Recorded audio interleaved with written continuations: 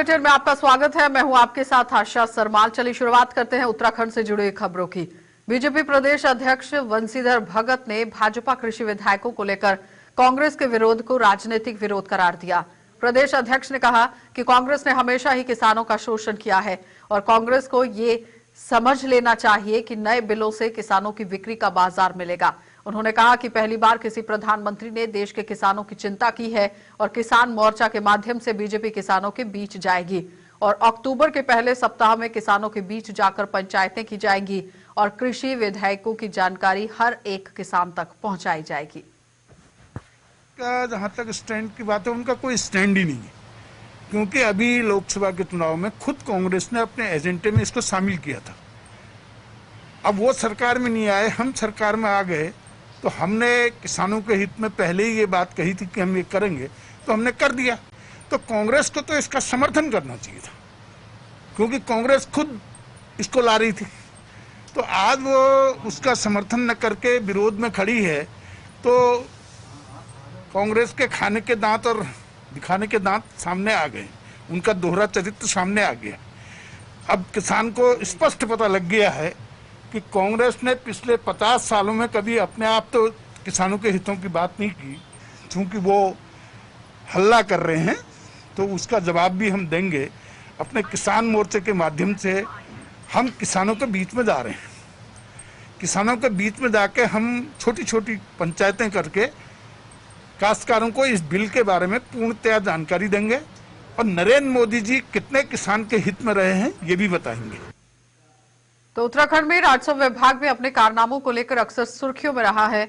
कभी राजस्व विभाग के कर्मचारी फर्जी प्रमाण पत्र बनाते तो कभी प्रमाण पत्र बनाने के नाम पर अवैध तरीके से पैसा लेने को लेकर अक्सर विवादों में रहते हैं। तो इस बार तो राजस्व विभाग में एक बड़ा जो घोटाला है वो सामने आया है और रुड़की के एक सामाजिक कार्यकर्ता प्रदीप त्यागी का कहना है कि राजस्व विभाग में मिलीभगत कर अधिकारियों ने 2011 से पहले विभाग में तैनात सीजनल अमीनों को लेकर जो नियमावली का मानक पूरे किया है उसमें बिना नियमित कर दिया गया है। इतना ही नहीं, विभाग ने करीब 450 अमीनों और चपरासियों को लाखों रुपए एरियर का लाभ भी दे दिया है।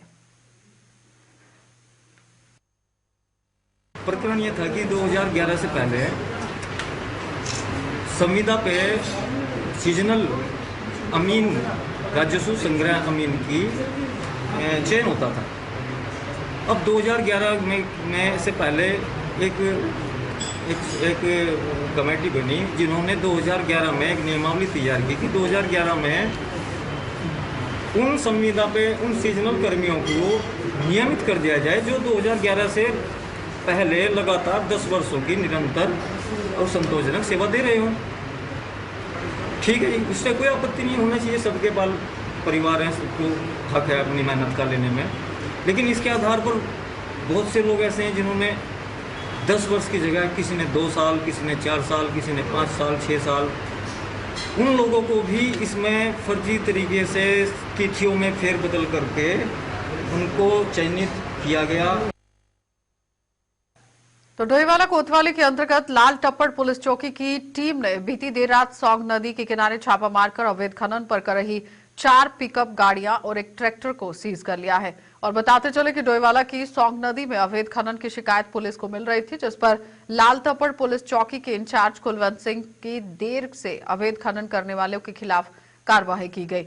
और कुलवंत सिंह ने बताया कि क्षेत्र की नदियों पर पुलिस की गश्त लगातार जारी है, लेकिन खनन माफिया रात के अंधेरे में अवैध खनन को अंजाम दे रहे हैं। और इसकी सूचना मिलते ही तत्काल हम अपनी टीम के साथ वहां पर नदी पर पहुंचे हैं और 4 गाड़ियों के साथ एक ट्रैक्टर ट्रॉली को कब्जे में लेकर सीज करने के लिए कार्रवाई की गई है और आगे की कार्रवाई भी जारी रहेगी। सोंग नदी ये फतेहपुर टांडा में हमारा अवैध खनन की सूचना थी, जिस पर हम मौके पर गए तो 3 यूटिलिटी और एक ट्रैक्टर अवैध खनन करते हुए पाया गया था, जिनके खिलाफ अवैध खनन और एमडीएफ के अंतर्गत कार्रवाई कर सीज किया गया है। इससे पूर्व में भी कुछ दिन पूर्व भी जाखन नदी में 5 यूटिलिटी और एक ट्रैक्टर को अवैध खनन करते हुए पाया गया था, जिनके खिलाफ उचित कार्रवाई की गई है। भविष्य में भी अवैध खनन करने वालों के विरुद्ध आवश्यक कार्रवाई अमल में लाएगी। तो गदरपुर के बड़ाखेड़ा गांव के अंकुर चावला नामक एक युवक ने स्वास्थ्य विभाग पर गंभीर आरोप लगाए हैं और अंकुर चावला ने एक प्रेस कॉन्फ्रेंस में बताया कि कुछ दिन पूर्व उसने गांव में ही कोरोना को जांच करवाई थी, यानी कि गांव के अंदर जब उसने कोरोना जांच करवाई है जिसमें वो पॉजिटिव बताया गया है, जबकि उसमें किसी प्रकार के कोई लक्षण नहीं थे। इसके बाद उसने रुद्रपुर की एक लैब से कोरोना जांच कराई जिसमें वो नेगेटिव बताया गया।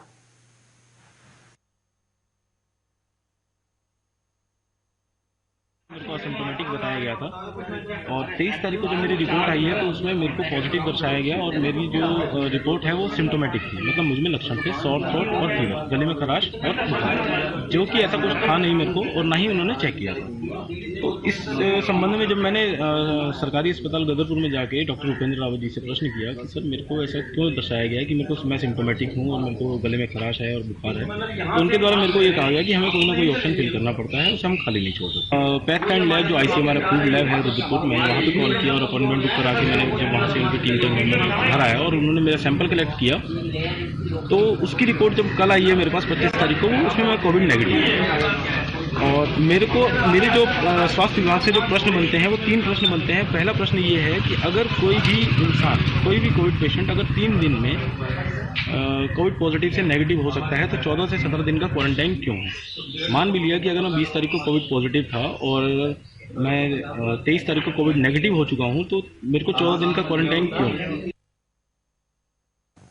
गदरपुर पुलिस परिसर में जिस तरह से काम करती हुई नजर आ रही है, लेकिन खबर आपको बताते चले कि गदरपुर तहसील परिसर में DLED परीक्षकों के अनिश्चितकालीन धरना आज भी जारी है और उनका कहना है कि लंबे समय से अपनी मांगों को लेकर विभिन्न प्रकार के धरने और आंदोलन ये करते रहेंगे, लेकिन उनकी कहीं पर भी कोई सुनवाई नहीं हो रही है। और BTC प्रशिक्षित पूर्व में ट्रेनिंग पूरी होने के बाद राजकीय सेवा में ले जाते थे, लेकिन वर्तमान में भाजपा सरकार ने उत्तराखंड में युवाओं के साथ छल कपट किया है।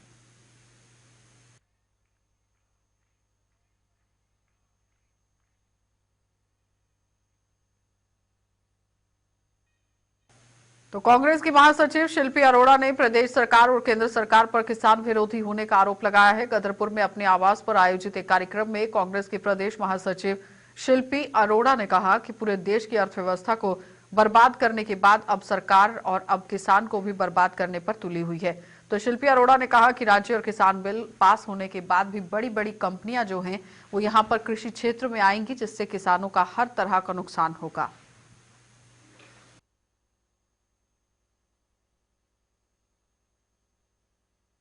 और ये सरकार झूठी है, ये गरीब विरोधी है और ये कुछ उद्योगपतियों को सपोर्ट करने के लिए ये 3 अध्यादेश लाए गए हैं।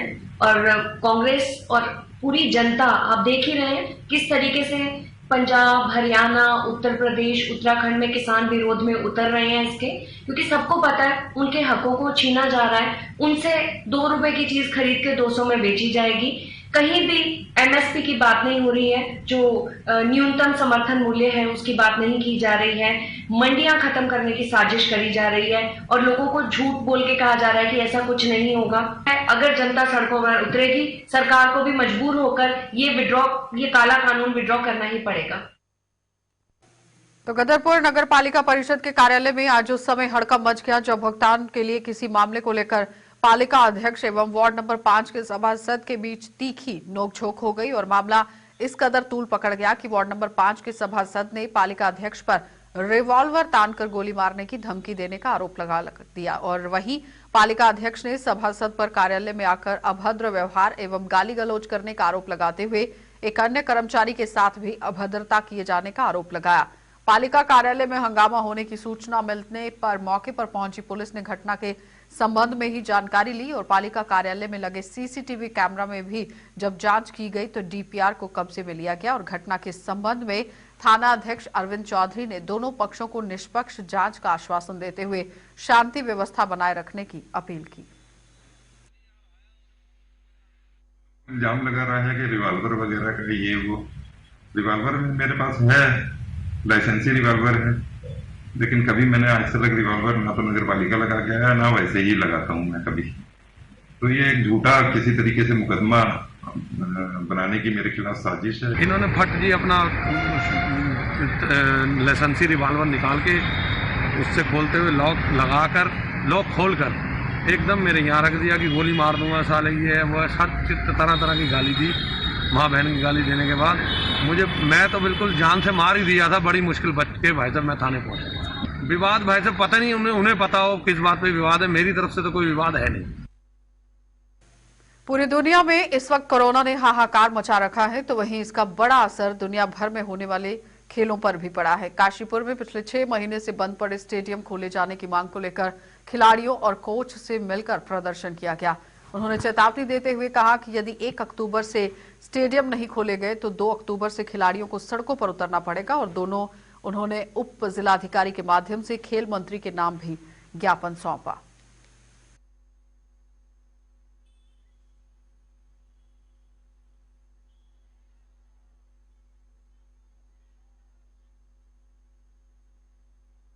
हमारे नेशनल गेम्स 2021 में उत्तराखंड में प्रस्तावित थे। अभी हाल ही में ओलंपिक प्रस्तावित थे जो कैंसिल हो गए हैं। तो 2021 से सारे इवेंट और टूर्नामेंट और जो भी एथलेटिक के, वेट लिफ्टिंग के, वॉलीबॉल के, कबड्डी के, खो खो के, हॉकी के सारे इवेंटों के टूर्नामेंट होने हैं। तो टूर्नामेंट को लेकर के खिलाड़ी प्रैक्टिस में नहीं होंगे तो खिलाड़ी कोई परफॉर्मेंस नहीं दे पाएंगे। जब परफॉर्मेंस नहीं आएगी तो हम अपने उत्तराखंड स्टेट का नाम रोशन नहीं कर पाएंगे। खिलाड़ियों ने यही मांग की है कि जल्दी से जल्द स्टेडियम 1 अक्टूबर तक खोला जाए। आज आपने ज्ञापन दिया? हमने आज माननीय उप जिलाधिकारी के माध्यम से श्री अरविंद पांडे जी जो हमारे खेल मंत्री हैं उनको ज्ञापन प्रेषित किया है। उनसे मांग की गई 1 अक्टूबर तक स्टेडियम खोल दिया जाए, अन्यथा स्टेडियम 1 अक्टूबर तक नहीं खोले गए तो उसमें खिलाड़ी अनिश्चितकालीन हड़ताल पर चले जाएंगे, जिसमें धरना प्रदर्शन स्टेडियम के गेट पर होगा 1 तारीख के बाद। तो रुड़की में शादी की खुशियां उस समय धक्का लग गई जब बारात आने से एक दिन पहले ही दोनों पक्षों में दहेज को लेकर बिगड़ गई पूरी बात, जिससे नाराज युवती ने शादी करने से पहले ही इनकार कर दिया और पुलिस को तहरीर देने के बाद अब दोनों पक्षों में समझौते के प्रयास तेज हो गए हैं। दरअसल रुड़की के भिजोला गांव निवासी एक युवक का रिश्ता रुड़की निवासी युवती के साथ हुआ था और शादी का पंडाल लगने के साथ साथ घर पर शादी की तैयारियां जोरों पर थी। बड़ी संख्या में मेहमान भी पहुंच चुके हैं। वहीं देर रात दावतों के दौर भी चल रहे थे, लेकिन बताया गया है कि अचानक वर पक्ष के लोगों ने दहेज की मांग कर डाली, जो युवती और उसके परिजनों को नागवारा गुजरी है और युवती ने शादी करने से इनकार कर दिया, जिसके बाद दोनों पक्षों में तनाव बढ़ गया और इस घटना के बाद दोनों पक्ष के लोग सिविल लाइन कोतवाली पहुंच गए, जहां दोनों ने एक दूसरे के खिलाफ तहरीर दे दी। फिलहाल दोनों पक्षों का समझौता करने के लिए कुछ जिम्मेदार लोग लगे हुए हैं और पुलिस भी पूरे मामले की जांच में जुट गई है।